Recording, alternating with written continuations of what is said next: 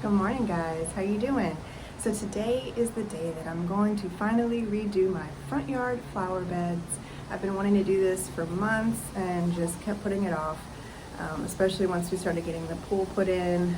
All my focus was kind of back there, but now that I know this pool project is taking a lot longer than expected, I need to do some planting. So I'm today going to go measure my flower beds and how I want them to be. And I'm going to go out to our mulch and soil yard to get a big truckload full of soil. And I'm going to show you how I'm going to do this process. I'm going to kind of use a no-dig method where I'm just going to lay cardboard over the grass and put the new soil over the cardboard and then plant right in there. So it's going to be a long, hard work day. I'm kind of hoping I can get some plants in the ground by the end of the day, but we'll see how it goes. All right, so we are decorated for Halloween here. So the first flower bed I'm going to focus on this morning is this one. So I want to connect these two trees and have this entire middle filled with soil and filled with plants. So when we originally bought this house, they had an edging put around here, and about a year after we moved in, my husband switched it to like a metal edging, and we ripped that out a couple weeks ago in preparation for this. The metal edging just looked horrible, really. And so anyway, so unfortunately, because this soil is just full of tree roots, and I will say the soil is a little bit built up on this tree, unfortunately. It's too compact to really even pull back at this point, so I'm just going to leave it as it is. And so we have probably 2 to 3 inch layer here, and it's so compact that it's just stayed like this after the edging because it's just got mostly tree roots. And so I'm not going to be able to do much planting in here. I've planted stuff in here in the past, such as this sweet potato vine that comes back every year. But I am going to cover some of this with the fresh soil, and I definitely will be mulching it. I will keep the mulch away from the tree. And kind of the same thing for that one. It is volcanoed up a little bit, which is not good for the tree, but I'm going to try to pull it back some. And then I'm going to use some spray paint that I had bought to kind of redo my line and how I want it to be. It'll kind of be like kidney shaped. So I'm going to first measure this out to see how much soil I'm going to need for this spot. And then this tree over here, I want to extend all the way out here, hopefully. And again, kind of a kidney shape. And I do plan on doing like a compost topper on my grass and fertilizing it for the winter. And then we have over here. So this spot has been neglected sorely since I moved in. We had some big bushes here that were overgrown that we had trimmed down, a couple things taken out. Occasionally I'll mulch this area, but for the most part it's just been desperately waiting and calling to me. So what we're gonna do is extend this out a little bit and then curve it in just to give some softer lines here. And I need to look into exactly what to do with the water drainage. Like, I don't know if I can extend that because it's pretty much in the ground. I'd have to dig around, and there's roots all right there. So I'm thinking what I can do is maybe leave it but put rocks in front of it. I don't know. I haven't decided on that yet. But it's kind of the same situation here where it's compacted full of roots.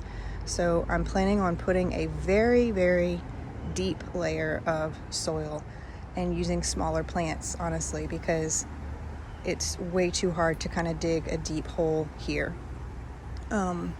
So that's the plan. And if I have enough time, not today necessarily, but along the way, I do plan on extending the soil underneath the boxwoods so I can do some underplanting under the boxwoods.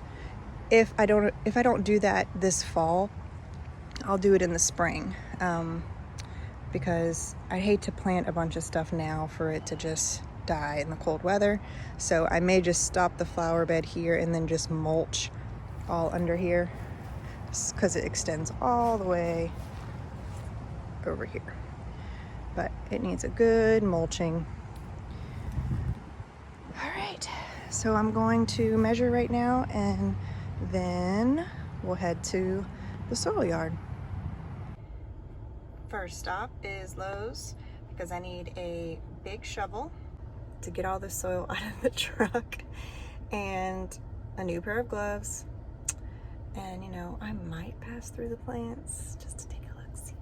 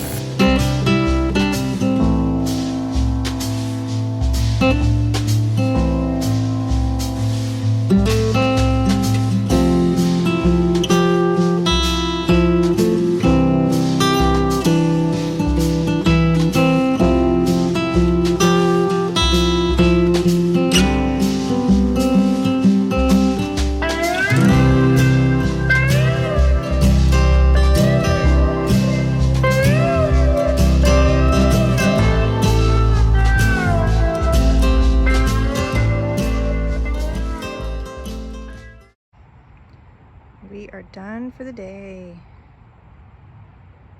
That was a lot of hard work, but overall, not too bad of a job, right, Nathan?